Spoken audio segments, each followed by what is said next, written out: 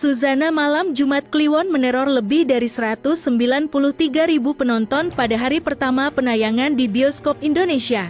Luna Maya, sang pemeran Suzana, mengaku sangat bangga dan super happy. Nah, sekarang ini udah 4 hari penayangan film Suzana di bioskop telah tembus 765.000 penonton. Diperkirakan penonton ini akan terus bertambah, bahkan mendekati 1 juta penayangan. Luna Maya mengabarkan ini lewat akun Instagram terverifikasi, sembari mengunggah infografis jumlah penonton film Suzana malam Jumat Kliwon disertai foto sundel bolong. Dalam Suzana malam Jumat Kliwon, Luna Maya memerankan Suzana yang meninggal dunia akibat disantet saat hamil tua. Ia melahirkan dari punggung lalu meninggal dunia pada malam Jumat Kliwon. Meraih 765,396 penonton pada hari keempat penayangan jelas pertanda baik. Film karya sineas Guntur Suharjanto ini digadang-gadang bakal tembus 1 juta penonton dalam waktu dekat. Luna Maya menilai ini sebagai hasil kerja keras seluruh pemain dan kru. Tio Pakusadewo menyanjung performa Luna Maya sebagai Suzana. "Saya cuma mau bilang, Luna Maya ini aktor. Benar, dia aktor," katanya. Masih segar dalam ingatan Luna Maya kali pertama memerankan Suzana dalam film Suzana Bernapas Dalam Kubur. Ia kula nuwun kepada keluarga Suzana di Magelang lalu mengunjungi makam sang ratu horor Indonesia. Terus sempat mencoba untuk bermeditasi dengan mandi atau berendam di tempat biasanya almarhumah suka melakukan meditasi. Sempat mencoba dan merasakan, apa sih yang dikerjakan Bunda waktu beliau masih ada, pungkas Luna Maya. Sebuah remake klasik dari Suzana yang sebelumnya dihadirkan pada 2018 lewat Suzana Bernapas Dalam Kubur. Tetap dibintangi Luna Maya, film yang kali ini diberi judul Suzana Malam Jumat Kliwon tetap mengacu pada film horor klasik dari Suzana, yaitu Sundel Bolong yang pernah rilis di tahun 1981 yang saat itu disutradarai Sisworo Gautama Putra. Sinopsis film. Di suatu desa di Jawa Timur pada tahun 1986, tinggallah sepasang kekasih yang sedang dimabuk asmara, Surya, Ahmad Megantara, dan Suzana, Luna Maya.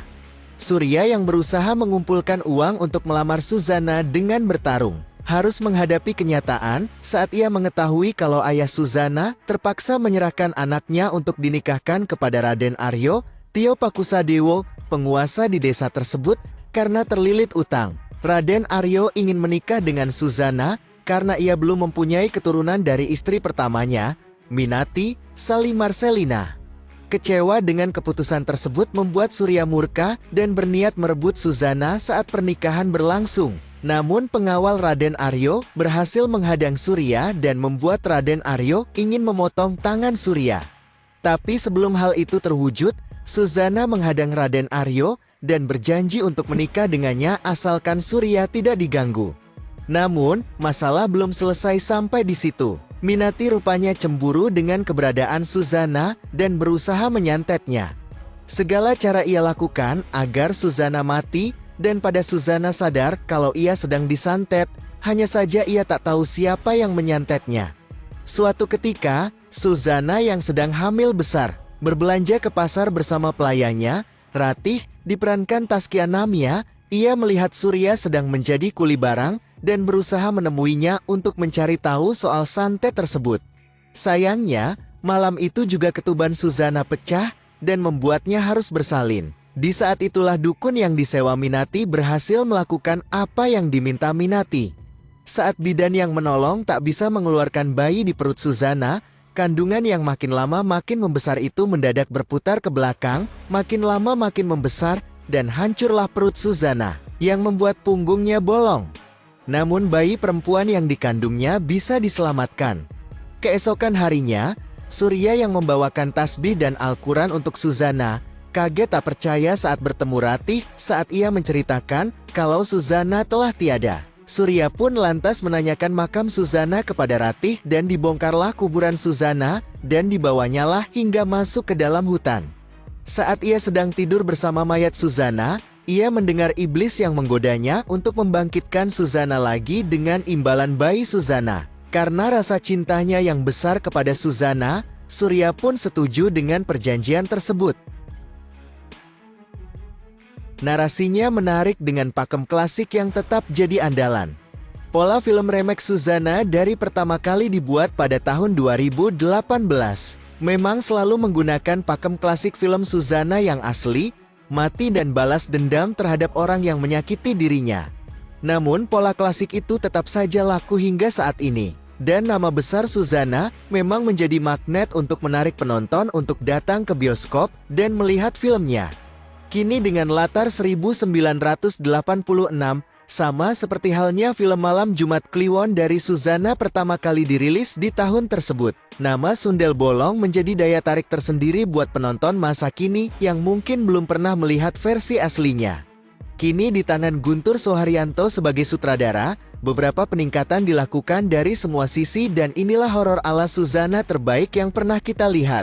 Peningkatan signifikan di beberapa elemen teknis.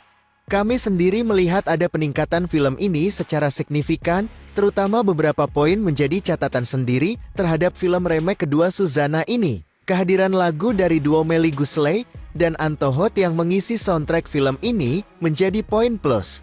Melly yang merupakan fans berat Suzana dari dulu memang sangat ingin terlibat dalam proyek film ini. Tak hanya soundtracknya, scoringnya juga luar biasa mencekam ketimbang film sebelumnya. Hal lainnya yang meningkat secara signifikan adalah desain produksinya yang rapi dan detail. Banyak tempat dijadikan tempat syuting dan digarap secara serius dan maksimal. Adegan wayang kulit saat malam pengantin, suasana di rumah Raden Aryo dengan wardrobenya yang sesuai masa tersebut, juga adegan syukuran panen di sawah, dan juga saat Suzana berbelanja di pasar juga terlihat sangat detail. Sinematografinya pun sangat menarik dan memanjakan mata penonton.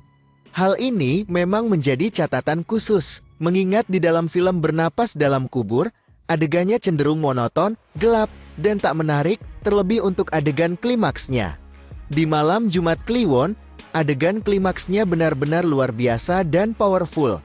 Salah satu yang terbaik yang pernah ada di film horor Indonesia. Dan adegan di paruh ketiga film ini juga jauh lebih baik dari sebelumnya.